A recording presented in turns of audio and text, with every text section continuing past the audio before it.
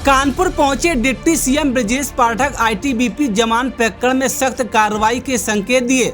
स्वास्थ्य सेवाओं, कानून व्यवस्था और विकास कार्यों पर बड़ा बयान दिया। उत्तर प्रदेश के उप मुख्यमंत्री ब्रजेश पाठक कानपुर पहुंचे, जहां उन्होंने विभिन्न कार्यक्रमों में हिस्सा लेने के साथ साथ मीडिया से बातचीत करते हुए कई महत्वपूर्ण मुद्दों पर अपनी प्रतिक्रिया दी। इस दौरान उन्होंने हाल ही में चर्चा में आए आईटीबीपी जवान की मां के हाथ काटे जाने के मामले में प्रदेश की कानून व्यवस्था और कानपुर के विकास और औद्योगिक प्रगति को लेकर सरकार की प्राथमिकताओं पर विस्तार से चर्चा की।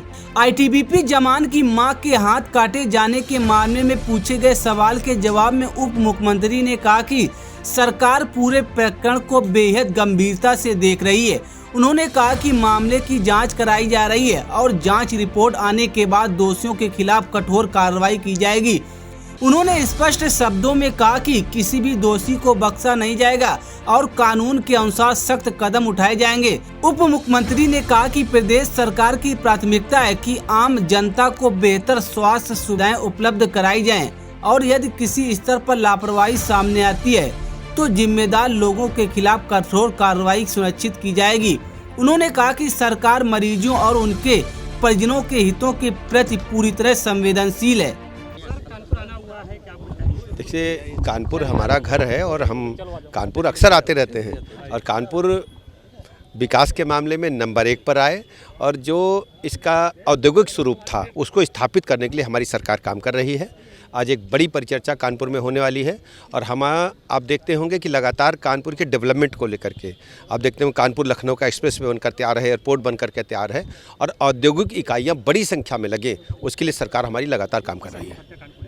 देखिए, लखनऊ में जो घटना घटी है उसमें जो मैं कह सकता हूं कि बहुत ही जघन्य हत्याकांड हुआ है, उसमें समाजवादी पार्टी के लोगों का हाथ सामने आया है, समाचार माध्यमों से पता चला है।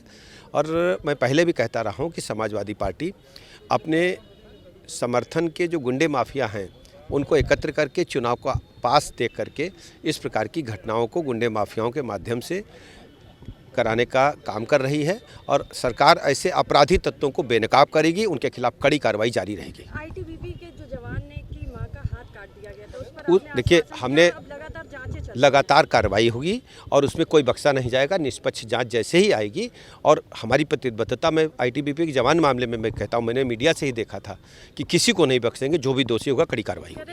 लापरवाही करी जा रही है और अब फाइल पे तो आने दीजिए, फाइल पर आने दीजिए और जैसे ही पत्रावली प्रस्तुत होगी आज ही मैं इस बात की समीक्षा भी करूंगा और जो भी उसमें दोषी होगा तत्काल रिपोर्ट मांग करके कड़ी कार्रवाई होगी।